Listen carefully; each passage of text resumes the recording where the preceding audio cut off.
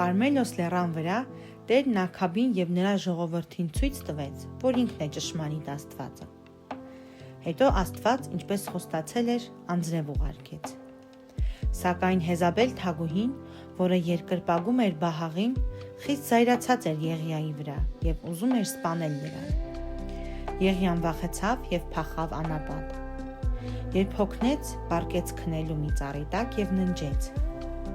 Աստված հոգաց Եղիայի մասին։ Եկավ Աստծո հրեշտակը եւ արթնացրեց նրան։ Նա Եղիային ուտելիք եւ ջուր բերեց։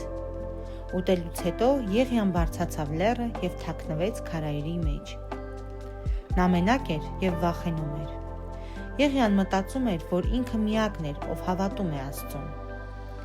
Տերը ուզում էր օգնել Եղիային, որպեսզի նա իրեն լավ զգար։ Աստված ասաց նրան. «Դուրս արի քարայրից, կանգնիր լեռան վրա եւ ես կգամ քեզ մոտ»։ Աստված սաստիկ հողմ ուղարկեց եւ ժայռերը կտոր եղան, բայց Տերը հողմի մեջ չկար։ Հետո Աստված երկրաշարժ արեց։ Երկիրը դողաց եւ ցնցվեց, սակայն Տերը երկրաշարժի մեջ էլ չկար։ Երկրաշարժից հետո երևաց կրակը, որ այրում էր 4 բոլորը, սակայն կրակի մեջ էլ Տերը չկար։ Եղիան կանգնած էր շրջապատված տարերային աղետներով, սակայն այդ բոլորը նրան չէին վնասում։ Տերը պահպանում էր նրան։ Երբ ամեն ինչ հանդարտվեց,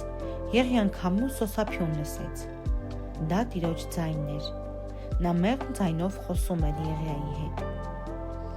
Աստված Եղիային տվեց մի օգնական, որի անունը Եղիսե էր։ Հիմա Եղիան մենակ չէր։ Եղիան հնազանդ էր Աստծուն։ Նա գիտեր, որ Աստված միշտ հոգալու է իր մասին։ Եղիան ոչնչից չէր վախենում եւ իրեն մենակ չէր զգում։